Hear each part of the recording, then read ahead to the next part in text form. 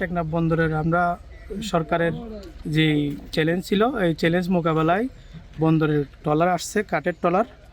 আমরা যে procedure 2023-এর custom আইনের ধারাবাহিকতায় আমরা মাল আসছে, মাল আমাদের বন্দরে এখন উপস্থিত হয়ে গেছে।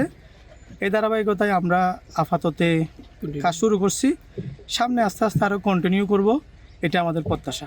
1200 লেবার আছে, লেবারগুলো অনেক দিন কষ্ট পাইছে। আজকে এই বুটটা আসার কারণে আমরা অনেক খুশি। বাংলাদেশ সরকারকে আমরা ধন্যবাদ।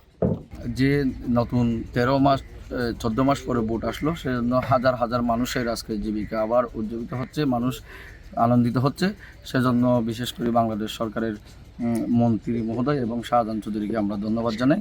পাশাপাশি আমরা ব্যবসায়ী এবং শ্রমিক সবাই মিলে আগের মতো কাজ করব, এই আশা আমাদের সবার। জনাব শাহজাহান চৌধুরী তিনি নির্বাচনের আগে প্রতিশ্রুতি দিয়েছিলেন, তিনি এই বন্দর প্রতিষ্ঠা করেছেন।